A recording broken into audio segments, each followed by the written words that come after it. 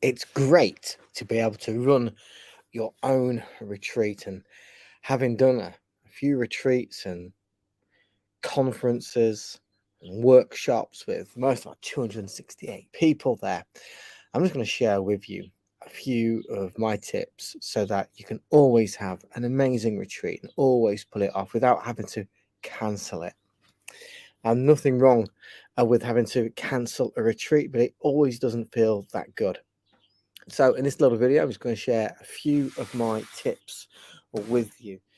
Now, one of the biggest problems that I see with life coaches creating a retreat is they create the retreat for how they think it ought to be, and they design it around their ideals. Now, if you have a whole bunch of people who sign up for your ideals already, then fine, but most don't. Most people design a retreat and a location where they want to be, and activities with what they want to do, and it's not really a good thing to do it that way. And this is where it's going to be a bit of a long, hard slog, and you've got to start to convince people of how to, well, to come onto that retreat. So these are some of the things that I've done in the past. First of all, don't go looking for a retreat that's 3 months away or 4 or 5 months away. That doesn't really give people time to be able to make a choice. And what I mean by that is this: I have a family calendar. I'm sure you do. I can make my own decisions in my business without needing to go to anybody else, my wife. But there are some decisions that need both of us to be present, and we need to get the family calendar out. So the dates, do they work well for my son? Do we have anything else on? And I'll tell you now, if I pull my calendar out for the next 3 or 4 months, I'm pretty rammed, even going to 6 or 7 months ahead. Ideally, when you're planning a retreat, you want it 1 year out, and you want to be telling people it's 1 year out from now. They might say to you, "Oh, it's too long. I'll book it at some time in the future." Okay, fine, but at least they are aware of it, and they could, provisionally pencil it in on the family calendar. If you're going to be running a retreat in 3 or 4 months' time, it's going to be harder, especially if that retreat is going to require people arriving from overseas when they need to plan. Now, I live in Europe, and a lot of my clients live in the USA and Canada. So I have 2 or 3 clients coming from Canada and USA coming to the retreat that Rob and I are putting on in September. And they need to take 3 flights. So that takes some time as well. It's this mental sort of preparation. For most people, it's not always a 3-hour flight. It could literally mean a 24-hour flight. Now, I'm flying to South Africa later the year, and Rob is actually coming over here to see me twice. And he's coming over in July, and he's coming over in September. Now, where he lives, he's got an hour and a half, 2-hour trip to the airport in East London. Then there's the flight from East London to Johannesburg. There's the stopover in Johannesburg before he takes the flight to Charles de Gaulle Airport in Paris. There's a stopover there before taking the flight to Bordeaux. It's 23 and a half hours one way and 26 and a half hours the other way back. That's a lot of time, and your clients might be experiencing this as well. So this is why we need to give ample time ahead, one for the family calendar and also for the flight situation as well. Now, if your client base are employed, we also have to take that into consideration. How many vacation days are they permitted a year by their employer? Now, over here in France, I can tell you that Amelie, my wife, and with all her little extra bonus days and stuff like that, she gets 48 days a year, which is an awful lot. But there are some people in the USA, they only get 10 days a year. So we have to ask ourselves, is a full 5-day treat or a 7-day retreat appropriate for our target audience? What length of time is appropriate? It might only just be 3 days, where you start on the Friday and you leave on the Sunday. Bear in mind, they may have to fly on a Thursday and also the Monday. So a 3-day retreat could look like 5 days. A 7-day retreat could look like 9 days. We have to factor that in. We have to remember that. So that's something about the logistics. Okay, let's now get into the meat. And is it the meat and bones? The juicy bit, anyway, about planning a retreat. I see a lot of retreats where they're sold on luxury. Okay, now your definition of luxury could be very different to somebody else's definition of luxury. I've seen very, very high-end luxury, and I'll tell you, for me, I haven't really enjoyed it. For me, put me in a 3-star hotel, make sure it's a green environment, lawns, time to chill, and what have you not. Luxury for me is having a bit of peace and quiet, you know? But luxury for somebody else could be Vegas. It could be Dubai. You know, it could be, I don't know, Costa Rica or whatever. So when it comes to luxury, for me, I wouldn't be pitching that word in any of my script whatsoever. Because most people, I would argue that if they're looking for luxury, I think they might want to spend it with their family rather than with you. I'd be wrong, but no offense. Now, they might think that they want this deserved vacation, this break, and that's fantastic. But a better thing that you can do than offering luxury is what you can do is you could say to people, what do you want? What do you want? I'm going to be doing a retreat the first week of whenever it is next year. So how do you get to that point? This is how you get to that point. If you're looking to put on a retreat, there are only 2 things that people are really looking for. Location can be important. The standard of accommodation and their experience is going to have a level of importance. It is, but it's not what we sell it on. We sell it on the number one benefit that they want to achieve and the opportunity to hang out with you. They're the 2 things that we hook this on. What's their number one benefit and the opportunity of hanging out with you? Now, why on earth would you want to hang out with me if you don't really know me? Perhaps you wouldn't. This is a retreat. It's not a conference. It's up close and personal.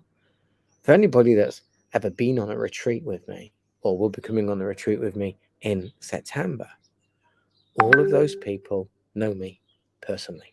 They might not have met me, but we've spent a considerable amount of time together where we've been able to build up a relationship where they've said to themselves, can I do 7 days with David and Rob? Can I make it through? But let's think about that positively. I would like to go and have 7 days with David and Rob, or I'd like to go and have 5 days with whoever it is. That would be a really, really cool thing to do. These people want to hang out with you. They like you. There's something about you, and they believe in you. So to get to that stage, we need a group of people who are constantly around you. Now, they could be former clients. They could be people who are thinking about working with you, and of course, existing clients. But these people kind of know what it's going to be like to be with you, and they're genuinely excited to be with you. They want to be your friend. And they're the people that we need to appeal to. So what you could do is you could crack open your phone and write down a list of people who might be interested in coming to a retreat with you, to be with you. Forget about what the retreat is going to be. Forget about the location at the moment. Write down, open your phone up. Who do you think would be interested in going on a retreat and learning from you, spending some time with you? That's the first thing that we need to do. The next thing that we need to do, this might take you a bit of time, but it's worth it, is getting on the phone to each of these people. Don't just send them a DM. Don't just send them an email. Ask, tell them, look, I'm going to be doing a retreat this time next year, can I have a conversation with you, please? Because I'd like to pick your brains about what you would expect to be on a retreat. Now, if you asked that of me, hey, David, I'm going to do a retreat next year. Do you mind if I jump on the phone with you for 5 or 10 minutes? I want to pick your brains about how I could sort of shape up my retreat. Of course, I'll give you 5 or 10 minutes. So you could ask me some really cool questions. You could ask me, what time of year would be good for you? How long is a retreat for you? Is it 3 days? Is it 5 days? Is it 7 days? What's the number one benefit that you would go to a retreat for? Now, remember, retreats are not inexpensive. People are certainly going to start to pay at least $1,000 to be on the retreat, plus their flight, and there might be food, accommodation, whatever on top. So usually you're probably looking at least $4,000 minimum, all in. And that quite often requires partner approval. Even if they're loaded, could still require partner approval. So we need to make sure that benefit is completely concise so that your prospect can go to their partner and say, look, I'd love to go on this retreat. And you know what the partner's going to say? Because you would say the same question.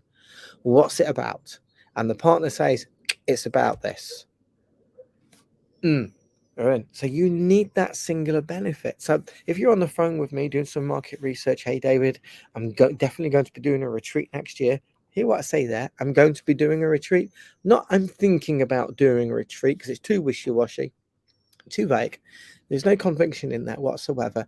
I am doing a retreat, and I'm asking you for 5 or 10 minutes of your time, if I can ask you a few questions to find out what you think would be good to be on a retreat, even if you've never been on one before. So what sort of locations are good for you? What sort of locations do you want to avoid? So you could think about countries, you could think about continents, you could think about heat, whether it's too hot or too cold as well, or too windy, or in the mountains, or at the beach, or a jungle, whatever, right? It's a jungle because that's where Rob lives in one.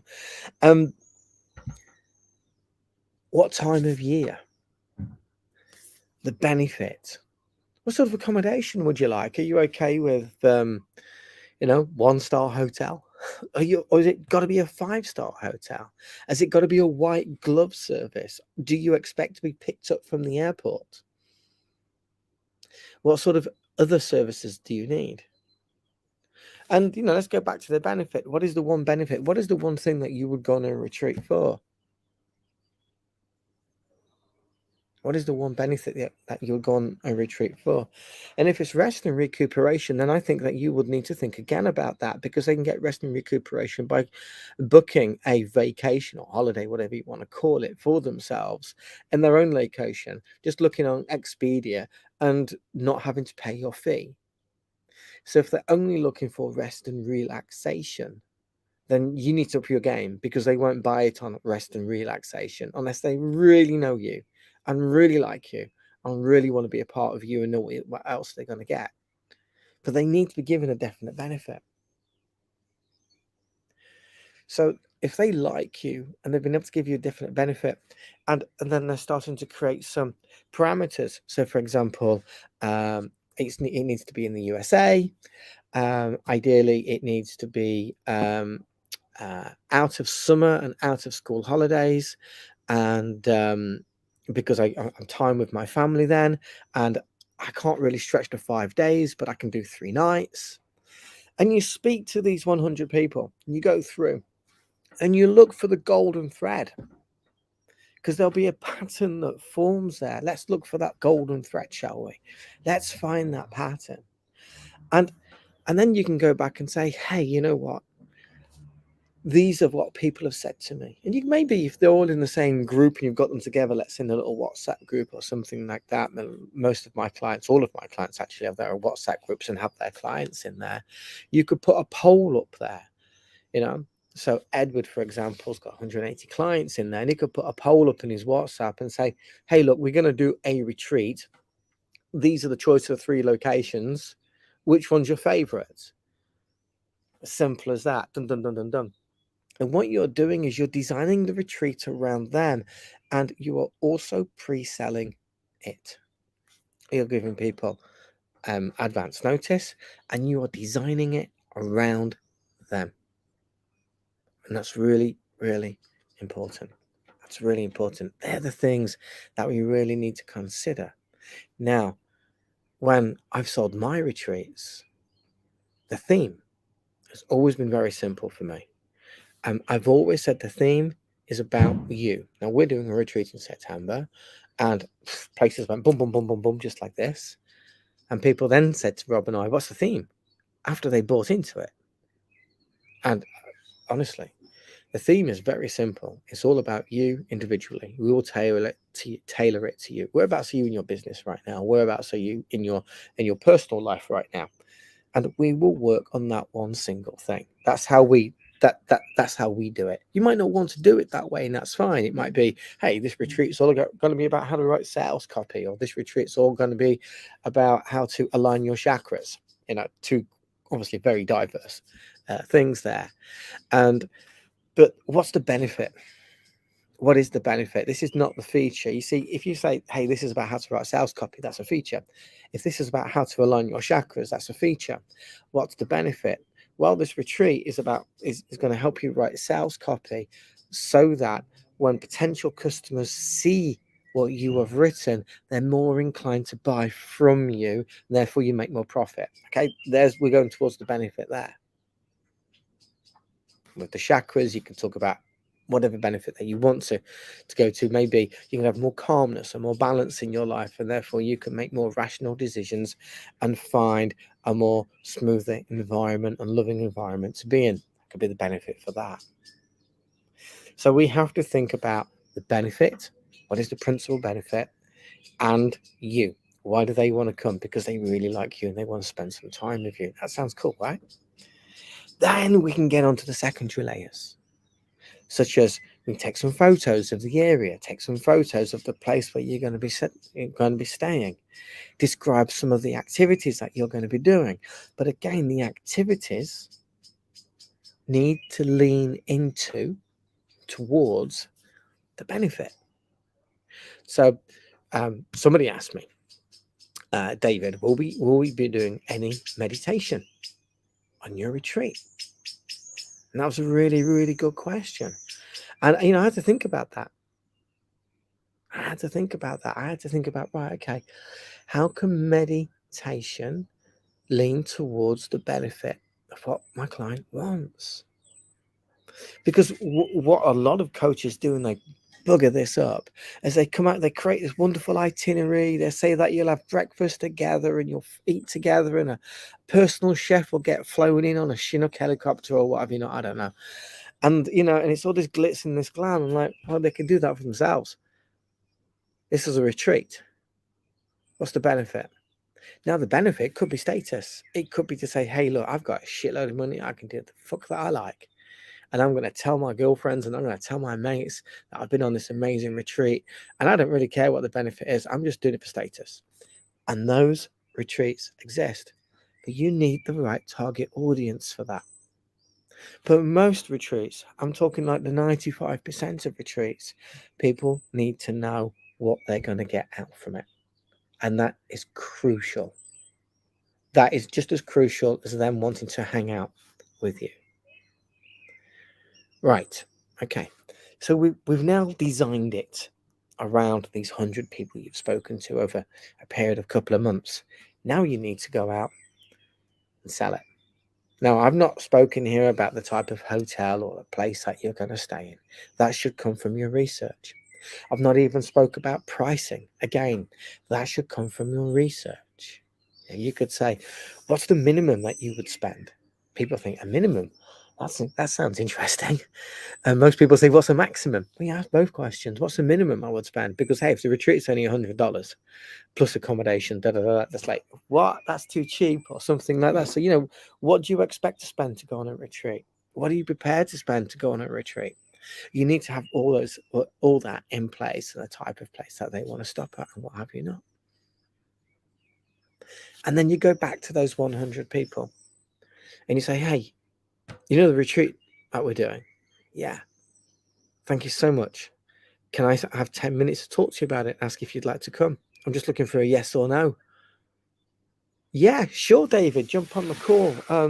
When is it? And I'll tell you what. What are the dates? So September the 9th to September the 16th. The first thing they'll do, they'll check the family calendar and they'll go, "I'm really sorry, but I've got a wedding that weekend," or "I'm really sorry, my kids go to school that week. I'll go back to school that week. I can't be away." Okay, no problem. Well, thank you so much. And you go on to the next one before you even phone them. This is when the dates are. This is when the location is. You can even say, "This is the price if you want to. Would you like to have a chat about it? See if it's right for you?" Yeah, sure, I'd love to. Brilliant.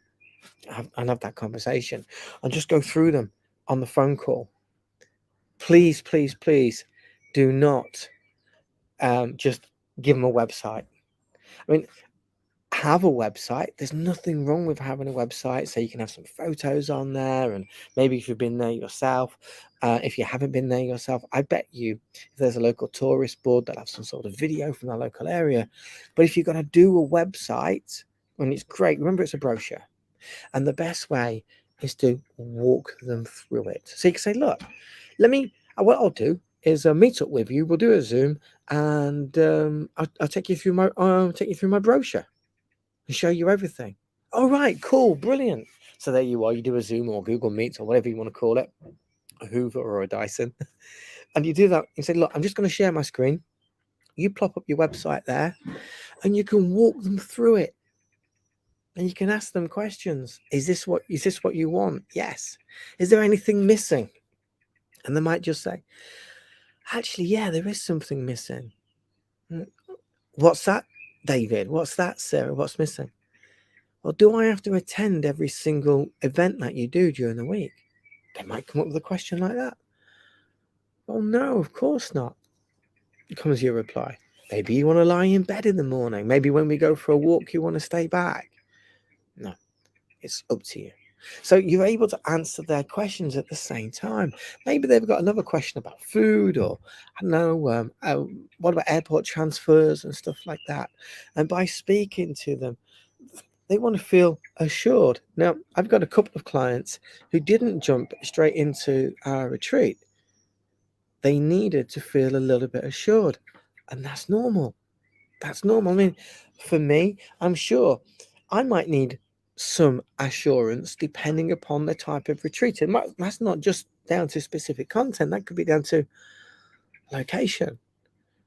So when Rob first invited me to South Africa, to his place in Johannesburg, I've got no problem with that. But it's like, what are we doing? What's the airport like? Have you done this flight before? And I wasn't nervous, and I was excited, but there was that little bit of intrepidation. And some of your clients will have that intrepidation. So some of my clients, they're landing at Bordeaux and they're saying, "Okay, so how do I get from Bordeaux to Cognac?" So we've been speaking to them about that. I've got one client, and she said to me, "This is my itinerary and I get a little bit lost with it." So I sat down and we discussed about having a piece of paper. I said, "Okay, so what time do you have to be at airport number 1? I have to be at this time because the flight leaves at this time." And I went through with her the time that she needs to be at the airport to get that flight. And then what time does that land at airport number 2? What time do you transfer? And where do you go from the terminals? That's because she needed that. She needed that little bit of assurance. That's cool. There's no problem with that. In fact, that's a good thing. That's really good customer service. I mean, a lot of coaches, they say, "Oh, yeah, I serve this type of person." Well, I'll tell you this, fucking serve them properly by listening to them and holding their hand and walking them through the fucking thing. And I am swearing for a fact. But we need to do that sometimes. It's not like, "Oh, yeah, I help this type of person do this sort of transformation. I serve that person." Take the sunshine from out of your backside, ladies and gentlemen, and actually do some real support and get down there with them and work with them and ask them what they need to make this happen. And I don't know if any of you have used something like Expedia or even Air France or the United Airlines or KLM or whatever you're not. I tell you, the booking forms on there, if you're not into tech, they're not always that easy. Now, I catch a number of flights a year. I catch quite a number of cheap flights as well. And they're even more difficult about stick your bag on afterwards and what have you not. But I was booking Air France recently for Rob to come over. First of all, you have to look at the outbound location, and then you've got to be really careful. Okay, where are the transfers? Where are we going to? How long is the stopover for? So you've got the flights inwards, you've got the flights outwards. What sort of bag you're carrying? Where do you want to sit? Do you want a window seat? Do you want an aisle seat? Do you want to pay for the upgrade? Do you want to pay for an upgrade for the extra bag? And so on and so forth. And, a lot of people will give up and have their travel agent do it. But not everybody has that determination to carry it through. And they go, oh, God, I can't be asked with this. And one of the first things that they'll do before their book reviews, they will look for flights. That's normal, right? They'll look for prices on flights, and you type it in, you've got all these adverts coming up. And if you go to something like Skyscanner and you put the details in there, or cheapflights.com, you've got all these other web pages coming up. And then, of course, hey, they've got all these other upsells about do you want to upgrade to premium? Do you want to be in the the air carrier lounge at the airport? Do you want a hire car? I mean, somebody who's really not into tech and really not into computers, that is very confusing. So you can tell these people, if you're ever going to do a retreat, look, don't worry about the flight. I can be there with you and sort the flight out with you together. Somebody might say, don't have to worry about that. I'm fine. I'm quite adept at doing that sort of thing. Cool. But you're going to get other clients going, I appreciate that. And I've learned that recently. It's just new experience to me. Even though I've had people come over and do retreats before. But mainly the people that have been coming over and doing retreats before with me have predominantly been in the UK. Well, though last year I did have people coming over from the US and Canada. And then I suppose when it was one person at a time coming over, staying here with my family and I, you do get on the phone and you are kind of like booking it together, and you are talking about airports and and that sort of thing. But it's one person. But when you've got a group of people, it's very easy for us as the service provider, the retreat host, to forget about that. But hey, you know what? You've only got 5, 6, 7, 8, maybe 10 or 12 people coming on your retreat, depending on how big you want it to be. That's not an awful lot of time to give. And you will find those extra people. Hey, look, if you've never done this before. And there's something else that I want to point out as well. One of our clients said, I don't have a travel partner. Now, that was new to me. I've never even thought about travel partners before, travel buddy. I've never needed one. I haven't really thought about anybody else having one before. And I just got it for a moment. I thought, yeah, because, you would normally travel with your spouse and maybe your spouse does the planning. It's quite common, right? When our partner does the planning, maybe you take care of the X and they take care of the Y. And that's very much the same with Emily and I, especially local, in France. It's a case of, right, okay, where we're going.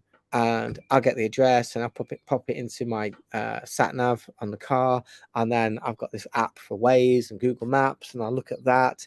I also plan the music as well on the Spotify.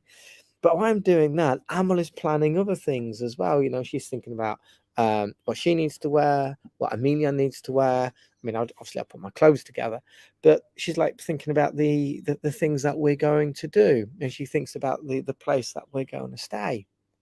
So if this is new for your clients, maybe they do need a travel partner.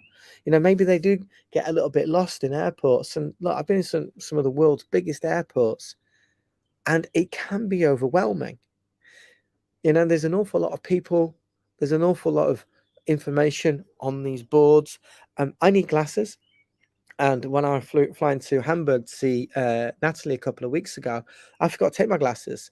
I had my sunglasses on. So I'm in the airport at 4:30 in the morning. Actually, my flight was at 6, with my sunglasses on like that, trying to read.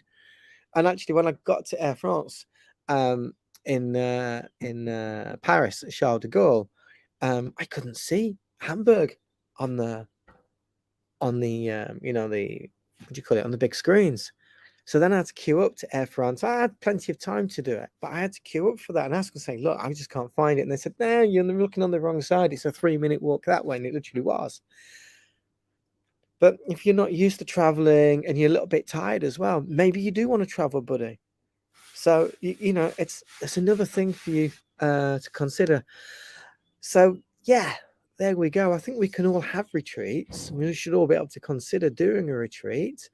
And a retreat can be in your own backyard.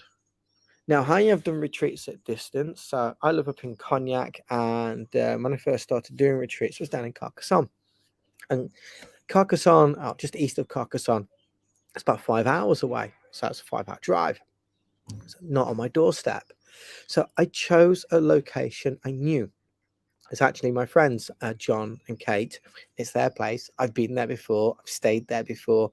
I know what the local area is like. I know things about how to get from the airport there and stuff like that for people flying in. But ideally, especially if you're doing your first retreat, have it close to you. A retreat doesn't have to be a sun-drenched, luxurious place full of, where are they? Palm trees. Could do with cutting my palm tree a bit. Not cutting it down, but there we go. The retreat doesn't have to be that way.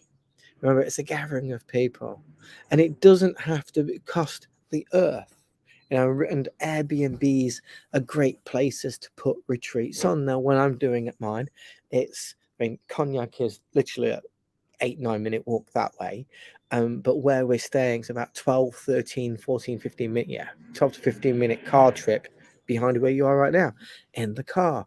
But I know the place where we're staying at. I know it very, very well because my friend Ian, it used to belong to him. It used to be his. I've stayed there, and obviously I know Cognac. I know everywhere to go, so I don't have the pressures of that.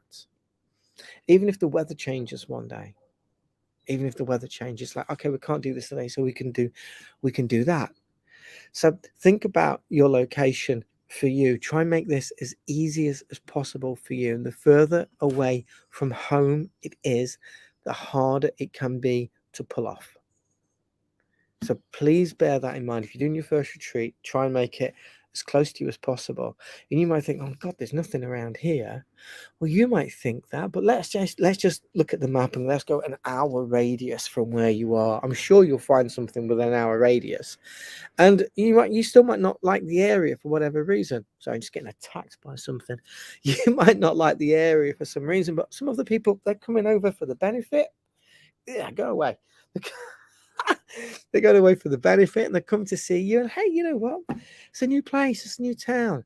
You can put it up in an Airbnb. And if that Airbnb's got 8 bedrooms, it doesn't mean that you've got to fit it for 8 people. It doesn't mean that. It means you need a bedroom for yourself and you've got 7 other bedrooms. Fantastic. It doesn't matter if you have to fill all 7.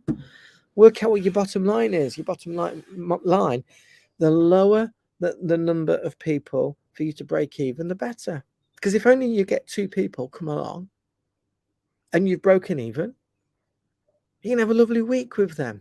You see, a great thing with a retreat is you don't even need to do the upsells. You're bedding them into you and your business, and you can do some fantastic work with them on them, and they can refer you.